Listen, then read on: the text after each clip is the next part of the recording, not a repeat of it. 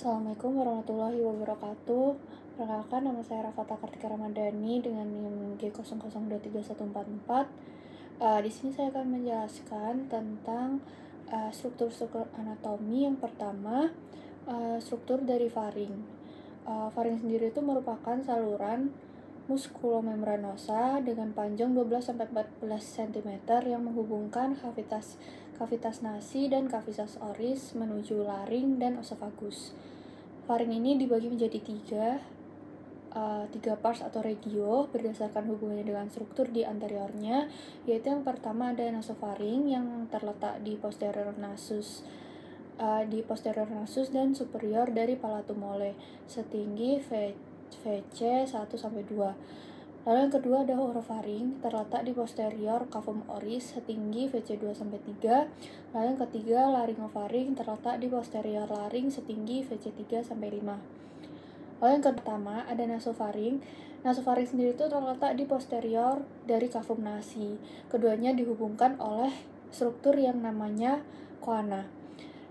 Bangunan-bangunan penting di nasofaring itu seperti yang pertama ada opte atau bisa disebut ostium pharyngeum tubae auditive eutasii.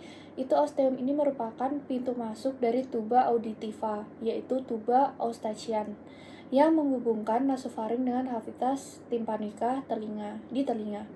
Lalu ada tonsilla pharyngea, yaitu atau bisa disebut juga adenoidea. Dia terletak di membrana mukosa dinding posterior dari nasofaring. Pembesaran dari tonsilla pharyngea ini dikenal sebagai hipertrofi adenoid yang dapat mengobstruksi aliran udara hidung dan mempengaruhi pertumbuhan wajah. Lalu tonsilla pharyngealis ini juga banyak terlihat pada anak-anak dan akan mengecil saat pubertas. Lalu bangunan penting selanjutnya ada torus tubarius, yaitu peninggian di sebelah posterior dan superior dari opte. Lalu ada torus levatorius juga, itu peninggian di inferior opte yang dibentuk oleh musculus levator veli palatini. Lalu bangunan penting yang lain juga ada recessus pharyngeus, yaitu terletak di dorsalnya torus tubarius dan memanjang ke atas sampai atap faring. Dan jaringan limfoid yang kadang-kadang terdapat di membrana mucosa di recessus pharyngeus ini disebut juga sebagai tonsilla tubaria. Selanjutnya orofaring, yaitu bagian faring yang terletak di belakang cavum oris atau mulut, dan keduanya itu dipisahkan oleh struktur yang namanya isthmus faucium. Bangunan pentingnya seperti arcus palatoglossus, yaitu suatu pelipatan mukosa di anterior fossa tonsillaris. Dia membentang dari palatum mole hingga tepi lingua, terbentuk karena adanya desakan dari musculus palatoglossus. Lalu bangunan penting selanjutnya ada arcus palatopharyngeus, yaitu suatu pelipatan mukosa di bagian posterior fossa tonsillaris, membentang dari palatum mole hingga dinding lateral faring. Dia terbentuk karena adanya desakan dari musculus palatopharyngeus. Lalu ada bangunan lainnya seperti fossa tonsillaris, berupa cekungan di antara arcus palatoglossus dan arcus palatopharyngeus. Fossa tonsillaris ini ditepati oleh tonsilla palatina. Lalu yang terakhir ada vallecula epiglottica, yaitu tempat tertampungnya benda tumpul yang tertelan. Lalu yang terakhir dari struktur faring itu ada laryngofaring, yaitu pada skeletopisnya VC3-VC5. Bangunan penting di laryngofaring itu seperti yang pertama ada fossa piriformis, yaitu terletak di kanan dan kiri dari laryngofaring. Dia berfungsi untuk menampung benda tajam yang tertelan, sedangkan benda tumpul akan tertampung di vallecula epiglottica pada orofaring yang sudah dijelaskan sebelumnya. Lalu yang bangunan penting lainnya ada aditus laring. Itu merupakan pintu masuk menuju laring. Dia terletak pada dinding anterior dari laryngofaring. Lalu saya menjelaskan tentang vaskularisasi faring sendiri.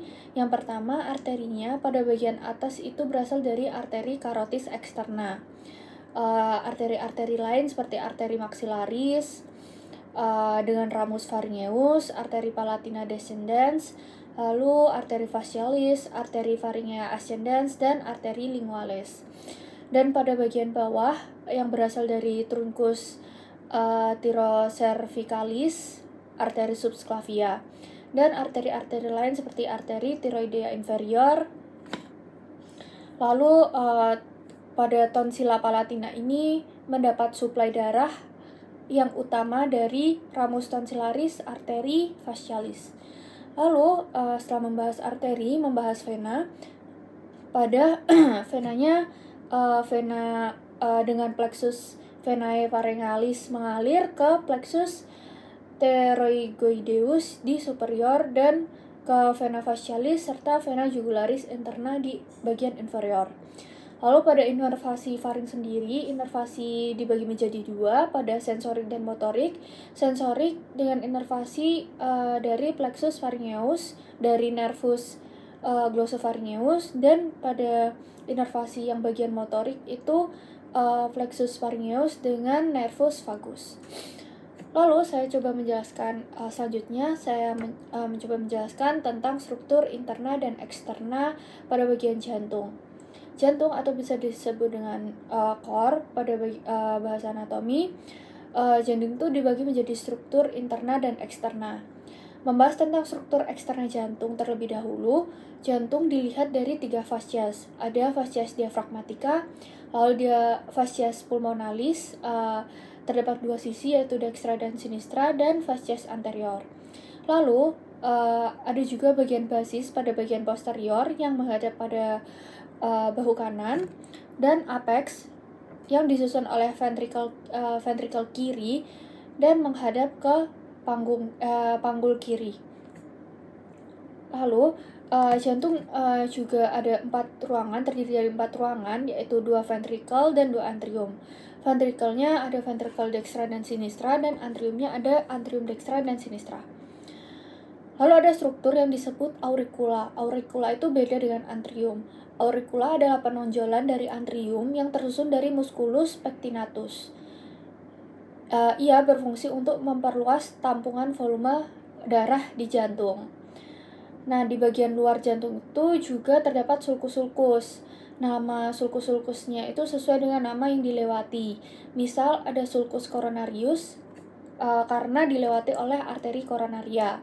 Di depan juga ada sulcus interventricularis anterior yang ada di antara 2 ventricle. Di belakangnya juga ada sulcus interventricularis posterior karena sulcus tersebut batasan antara 2 ventricle tapi pada bagian posterior core atau jantung. Lalu selanjutnya ada struktur penting seperti skeleton cordis, yaitu kerangka dari jantung, atau perlekatan katup juga, dan juga miokardium. Fungsi dari skeletopin cordis sendiri itu tempat melekatnya miokardium yang sudah dijelaskan sebelumnya, atau sebagai kerangka core. Dia itu tempat perlekatan cuspis juga, yaitu katup jantung, dan isolator impuls antara atrium dan ventricle. Dia terdiri dari annulus fibrosum, trigonum fibrosum, dan pars membranacea septum interventricular, interatrial, dan atrioventricular. Skeletopin cordis terdapat annulus fibrosum. Annulus fibrosum itu ada empatnya. Yang pertama ada annulus atrioventricularis dexter yang berada di sekitar valva tricuspidalis.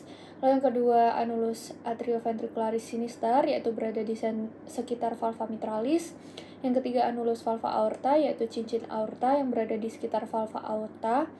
Yang keempat ada annulus valva trunci pulmonalis, yaitu cincin pulmoner yang berada di sekitar valva pulmonalis. Lalu ada trigonum fibrosus yang dimana daerah penebalan jaringan yang menghubungkan antara annulus disebut trigonum fibrosus. Trigonum fibrosus ini ada dibagi menjadi 2, dexter dan sinister. Kalau yang dexter dia tuh di antara annulus fibrosus valva aorta dan annulus atrioventricular dextra. Dan yang sinister dia di antara annulus fibrosus valva aorta dan annulus atrioventricular sinister. Berikut ada gambar penjelasan dari gambar anatomisnya. Anatominya di sini yang di atas ada valva trunci pulmonalis, lalu yang kedua ada valva atrioventricularis sinister pada bagian sinistra yaitu kiri. Lalu ada valva aorta yaitu katup pada yang pelekatan dari aorta. Lalu ada valva atrioventriculis dextra pada bagian kanan. Selanjutnya membahas tentang struktur interna. Yang pertama pada atrium dextra, bagian halus disebut sinus venorum cavarum. Bagian kasarnya terdiri dari musculus pectinate. Dia ada suatu struktur tambahan disebut auricula dextra, di mana auricula itu merupakan penonjolan dari atrium sendiri. Lalu pada bagian halus dan kasar akan dipisahkan oleh crista terminalis pada bagian dalam dan sulcus terminalis pada bagian luar. Dan ada bagian-bagian penting seperti fossa ovalis dan limbus fossa ovalis. Fossa ovalis sendiri itu dulu pada bayi terbentuknya awalnya adalah foramen ovalis, yaitu lubang yang berfungsi untuk sirkulasi janin, di mana harusnya pada janin itu terbuka, dan saat janin lahir, foramen ini akan tertutup dan menjadi fossa ovalis tersebut. Nah, klinisnya juga ada klinisnya yang disebut PVO, yaitu patent foramen ovale, jika foramen itu gagal menutup. Lalu juga di sini ada osteum arteri vena dextra yang menghubungkan dengan ventricula dextra. Terus muara-muaranya disebut muara dari vena cava superior, ada osteum vena cava superior, muara dari vena cava inferior, ada osteum vena cava inferior, vena dari sinus coronarius, ada osteum sinus coronarius.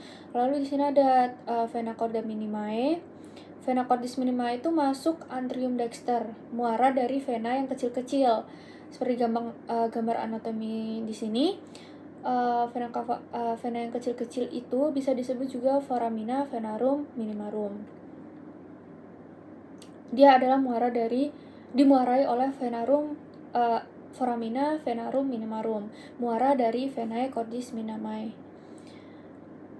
Lalu setelah itu struktur interna pada ventriculus dextra.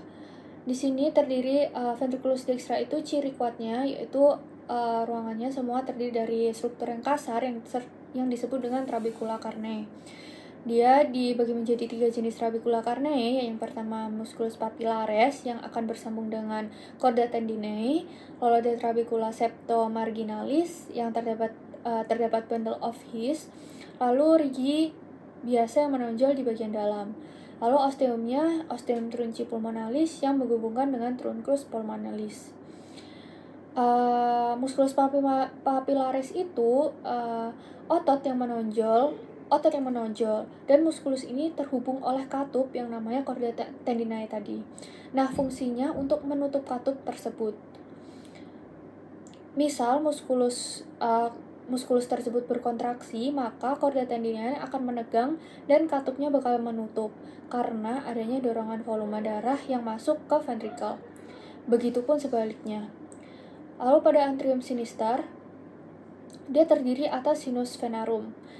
Lalu ada sinus venarum cavarum dan auricula sinister. Lalu osteumnya osteum arteri vena sinistrum yang menghubungkan dengan ventriculus sinister.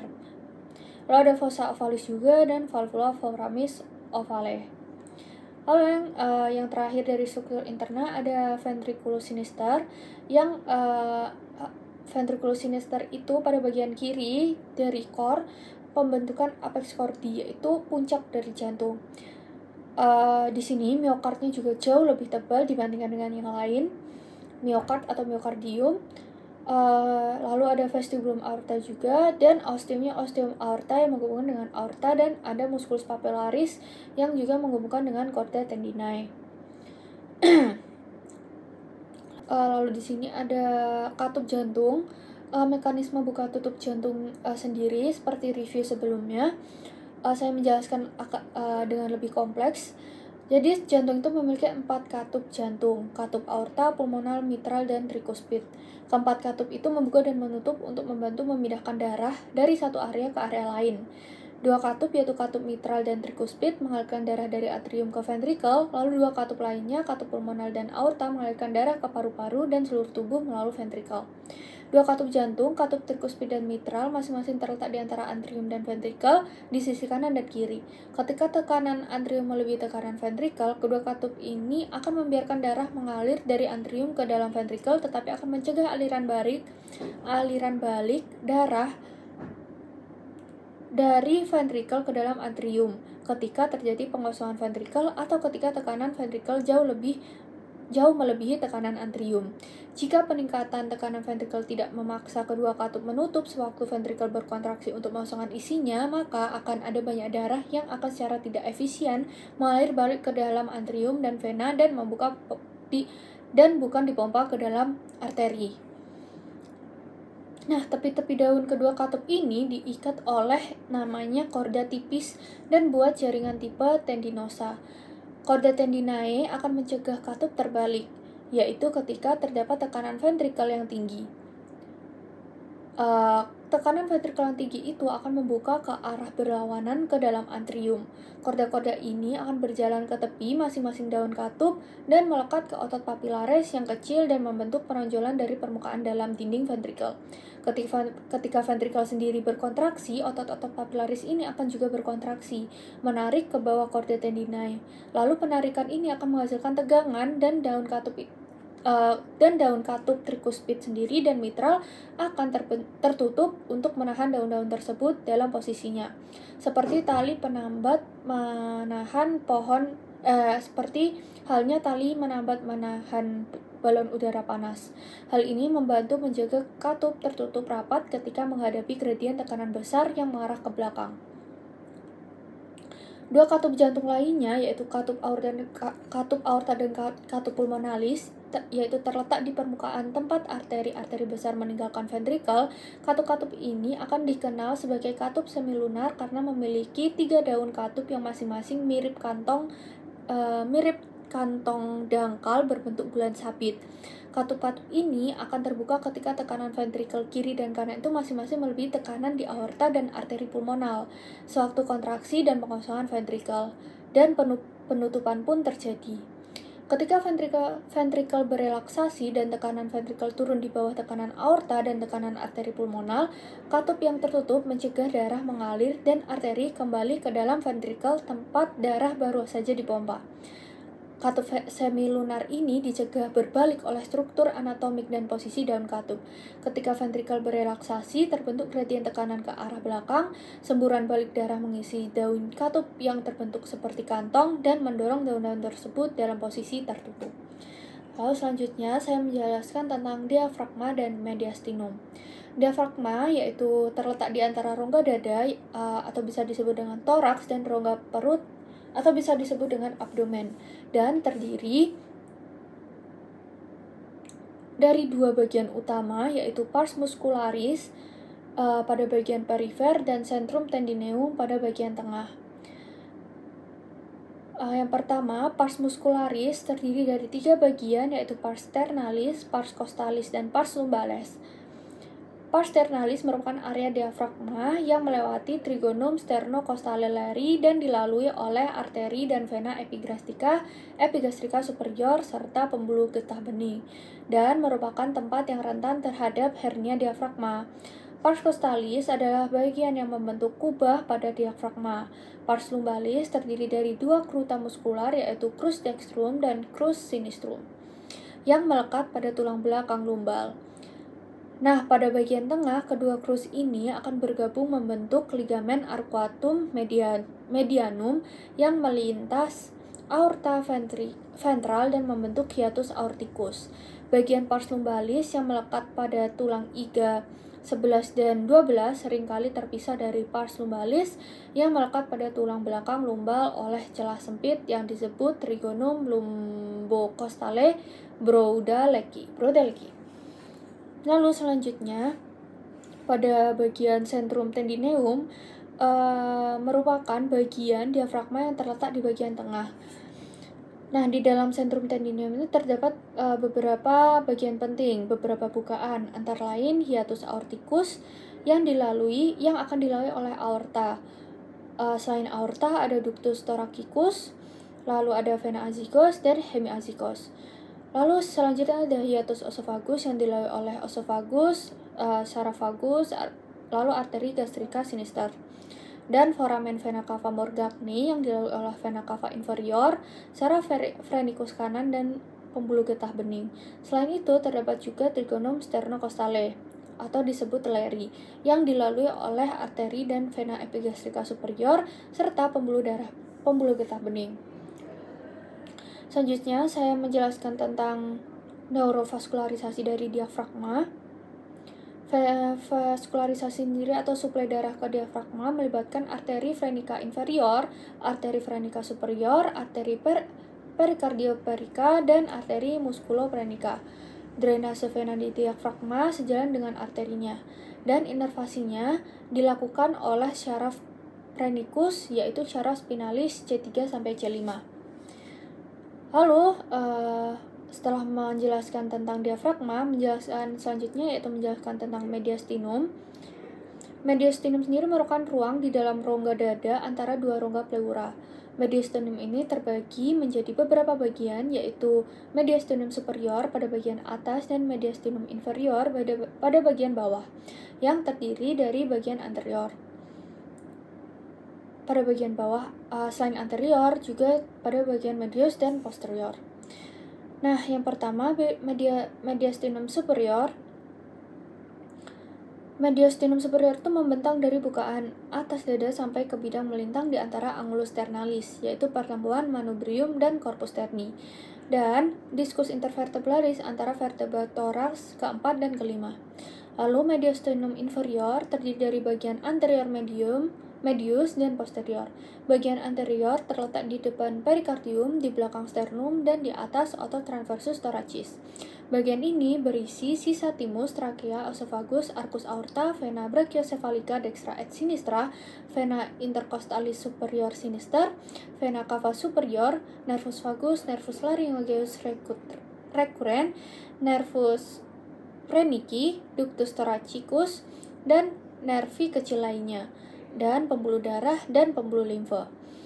Lalu pada bagian mediastinum medius terletak di antara rongga pleura kanan dan kiri. Bagian ini berisi jantung, perikardium, syaraf phrenicus, pangkal aorta, arteri dan vena pulmonalis, vena cava, dan bronchus primer.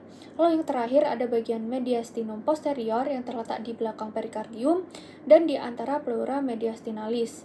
Bagian ini berisi esophagus, aorta thorax, vena azygos, dan hemiazygos, ductus thoracicus, saraf vagus, tractus simpatis, dan saraf flanginicus. Dan sekian penjelasan dari saya.